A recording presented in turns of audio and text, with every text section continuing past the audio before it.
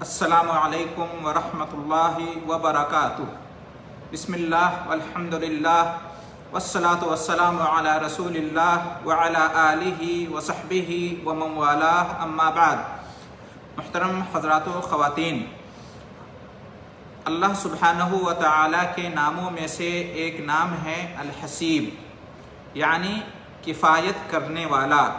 حساب لینے والا۔ اللہ تعالیٰ کا یہ نام قرآن مجید میں 3 مقامات پر وارد ہوا ہے، جیسے کہ سورہ نساء آیت نمبر 6 اور سورہ احزاب آیت نمبر 39 میں ہے وَكَفَى بِاللَّهِ حَسِيبًا، یعنی اللہ بحیثیت حساب لینے والے کے کافی ہے۔ اسی طریقے سے تیسری جگہ سورہ نساء آیت نمبر 86 میں آیا ہے ان اللہ علی کل شیء حسیبا، بے شک اللہ ہر چیز کا حساب لینے والا ہے۔ اللہ تعالیٰ کے نام الحسیب کے معانی کیا ہیں؟ نمبر 1، پہلا معنی یہ ہے کہ اللہ تعالیٰ اپنے تمام بندوں کے لیے بالعموم اور تقوی و توکل کی زندگی گزارنے والے بندوں کے لیے بالخصوص ان کے تمام دینی و دنیاوی معاملات میں کافی ہے، چاہے وہ نفع بخش چیزوں کی حصولیابی ہو یا نقصان دہ چیزوں کا دفعیہ ہو۔ اس کی دلیل کیا ہے؟ سورہ طلاق آیت نمبر 3 وَمَن يَتَوَكَّلْ عَلَى اللَّهِ فَهُوَ حَسْبُهُ إِنَّ اللَّهَ بَالِغُ أَمْرِهِ قَدْ جَعَلَ اللَّهُ لِكُلِّ شَيْءٍ قَدْرًا، کہ اللہ پر جو شخص بھروسہ کرتا ہے، توکل رکھتا ہے، تو اللہ اس کے لیے کافی ہو جاتا ہے۔ بے شک اللہ اپنا کام پورا کر کے رہتا ہے، اللہ نے ہر چیز کا ایک اندازہ مقرر کر دیا ہے۔ دوسری دلیل سورہ انفال آیت نمبر 64 یا ایھا النبی حسبک اللہ ومن اتبعک من المؤمنین، اے نبی صلی اللہ علیہ وسلم، اللہ آپ کے لیے کافی ہے اور ان مومنوں کے لیے جو آپ کی پیروی کرتے ہیں۔ محترم حضرات و خواتین، اس آیت کریمہ سے معلوم ہوا کہ اللہ تعالیٰ اپنے بندے کے لیے اسی قدر کافی ہوتا ہے جس قدر وہ اس کی رضا کے لیے اس کے رسول صلی اللہ علیہ وسلم کی پیروی کرتے ہوئے طاعت و عبادت کے عمل کو انجام دیتا ہے۔ یعنی کہ اللہ رب العالمین کی کفایت کس کو کتنی حاصل ہوتی ہے، یہ ڈیپینڈ کرتا ہے اس بات پر کہ وہ اللہ کے رسول صلی اللہ علیہ وسلم کی اتباع اور پیروی کس قدر کرتا ہے، اور اللہ کے رسول صلی اللہ علیہ وسلم کی سنت اور طریقے پر چلتے ہوئے اللہ تعالیٰ کی عبادت اور اطاعت کتنا کرتا ہے۔ دوسرا معنی اللہ کے نام الحسیب کا دوسرا معنی، اللہ تعالیٰ اپنے بندوں کے چھوٹے بڑے، کھلے چھپے اور اچھے برے تمام اعمال پر مطلع ہے، ان کی نگرانی کر رہا ہے اور انہیں صحیفوں میں درج کروا کے محفوظ کر رہا ہے، اور قیامت کے دن ان میں سے ایک ایک کا حساب لے گا۔ جس کے اعمال نیک ہوں گے اس کو اچھا بدلہ، اور جس کے اعمال برے ہوں گے اس کو برا بدلہ دے گا۔ دلیل اس کی کیا ہے؟ سورہ انبیاء آیت نمبر 47 وَنَزَعُ الْمَوَازِينَ الْقِسْطَ لِيَوْمِ الْقِيَامَةِ فَلَا تُظْلَمُ نَفْسٌ شَيْئًا وَإِنْ كَانَ مِثْقَالَ خَرْدَلٍ أَتَيْنَا بِهَا وَكَفَى بِنَا حَاسِبِينَ، یعنی قیامت کے دن ہم عدل و انصاف کی ترازوئیں قائم کریں گے، بس کسی آدمی پر کچھ بھی ظلم نہیں ہوگا، اور ایک رائی کے دانے کے برابر بھی کوئی عمل ہوگا تو اسے ہم سامنے لائیں گے، اور ہم حساب لینے کے لیے کافی ہیں۔ دوسری دلیل سورہ نساء آیت نمبر 86 وَإِذَا حُيِّيتُم بِتَحِيَّةٍ فَحَيُّوا بِأَحْسَنَ مِنْهَا أَوْ رُدُّوهَا إِنَّ اللَّهَ عَلَى كُلِّ شَيْءٍ حَسِيبًا، اور جب تمہیں سلام کیا جائے تو اس سے اچھا جواب دو یا اسی کو لوٹا دو، بے شک اللہ ہر چیز کا حساب لینے والا ہے۔ اس آیت کریمہ سے معلوم ہوا کہ سلام کا جواب دینا واجب ہے، اور اللہ تعالیٰ اس بارے میں بھی حساب لے گا۔ اور سلام کے جواب کا طریقہ یہ بتایا کہ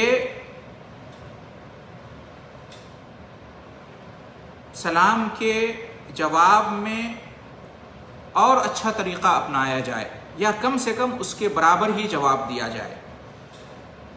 اس کا مطلب یہ ہے کہ اگر کوئی السلام علیکم کہے تو جواب میں اس سے بہتر انداز میں کہا جائے السلام علیکم ورحمۃ اللہ وبرکاتہ، یا کم سے کم السلام علیکم ورحمۃ اللہ، یا اگر صرف وعلیکم السلام، اگر کوئی السلام علیکم کہے تو اس کے جواب میں وعلیکم السلام ورحمۃ اللہ وبرکاتہ یا وعلیکم السلام ورحمۃ اللہ، یعنی اس سے اچھے طریقے سے جواب دے، اور صرف وعلیکم السلام بھی کہے تو چلے گا۔ بہرحال سلام کا جواب دینا واجب ہے، اور چونکہ یہ واجب ہے تو اس بارے میں بھی اللہ تعالیٰ حساب لے گا، اس آیت سے یہ معلوم ہوتا ہے۔ اللہ تعالیٰ کا نام الحسیب، اس پر ایمان رکھنے کے تقاضے کیا ہیں؟ جیسا کہ اس کا معنی ہم نے جانا کفایت کرنے والا، حساب لینے والا، تو اللہ تعالیٰ کفایت کرنے والا ہے، حساب لینے والا ہے، اس پر اگر ہمارا ایمان ہے تو اس کے تقاضے کیا ہیں، ہماری زندگی پر اس کے کیا اثرات مرتب ہونے چاہیے۔ نمبر 1، ہم اپنے تمام معاملات میں اپنے رب کریم اللہ تعالیٰ پر توکل کریں اور یقین رکھیں کہ وہی ہمارا کارساز ہے، تاکہ ہمیں اس کی خاص کفایت حاصل ہو۔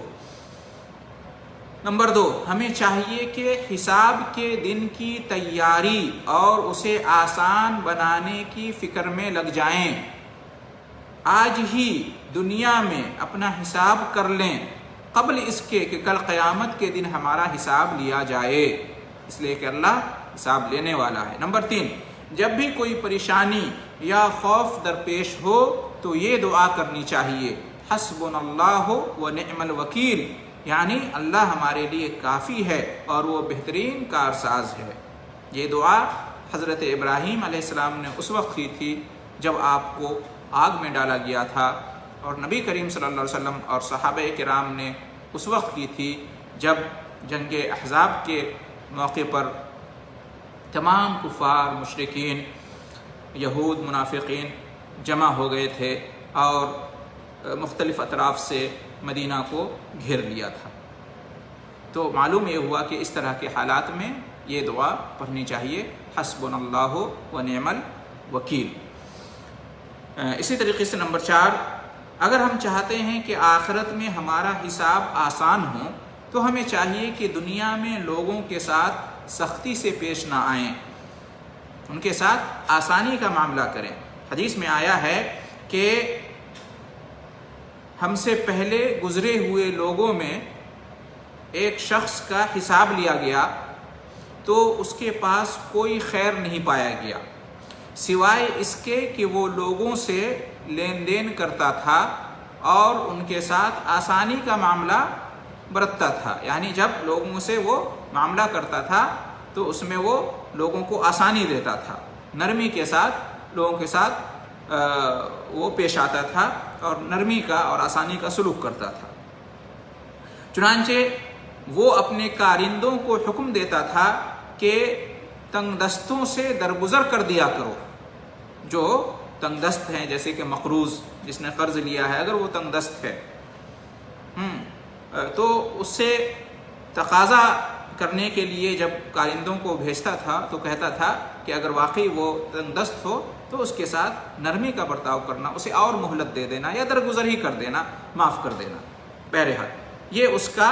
اخلاق تھا، یہ اس کی اچھی عادت تھی۔ تو اللہ عز و جل نے فرمایا کہ ہم اس سے زیادہ معاف کرنے کا حق رکھتے ہیں، اے فرشتو میرے اس بندے سے درگزر کر دو۔ یہ صحیح مسلم کی روایت ہے اور حدیث نمبر ہے 1561۔ تو اس حدیث سے معلوم ہوا کہ اگر ہم آسانی چاہتے ہیں اپنے لیے، اگر ہم چاہتے ہیں کہ اللہ تعالیٰ ہمارا آسان حساب لے، ہمارے ساتھ اللہ تعالیٰ آسانی کا معاملہ کرے، اللہ تعالیٰ ہم سے درگزر کر دے، ہمیں معاف کر دے، اگر ہم اللہ کی رحمت اور مہربانی چاہتے ہیں تو ہمیں بھی چاہیے کہ لوگوں کے ساتھ، اللہ کے بندوں کے ساتھ نرمی اور آسانی کا اسلوب اپنائیں، سختی سے پیش نہ آئیں، انہیں مہلت دیں، اگر ان کے اوپر ہمارا کچھ تقاضا بنتا ہے تو یا ہو سکے تو درگزر کر دیں، معاف کر دیں، تو اس کی بڑی برکت اور بڑا فائدہ ہمیں دنیا میں بھی حاصل ہوگا اور آخرت میں بھی حاصل ہوگا۔ تو یہ چند ضروری اور بنیادی باتیں تھیں۔ اللہ سبحانہ و تعالیٰ کے اسماء حسنہ میں سے ایک عظیم الشان، جلیل القدر اور حسین و جمیل نام الحسیب کے بارے میں، کہ اللہ تعالیٰ کفایت کرنے والا ہے اور حساب لینے والا ہے، تو اس کا کیا معنی اور مطلب ہے اور اس کے کیا تقاضے ہیں۔ قرآن و حدیث کی روشنی میں آپ کے سامنے اس کا خلاصہ پیش کیا گیا۔ دعا ہے اللہ رب العالمین سے کہ ہم تمام مسلمان مردوں اور عورتوں کو اللہ تعالیٰ اپنی کفایت میں لے لے اور جب حساب لے تو آسان حساب لے۔ السلام علیکم ورحمۃ اللہ وبرکاتہ، وجزاکم اللہ خیر الجزا۔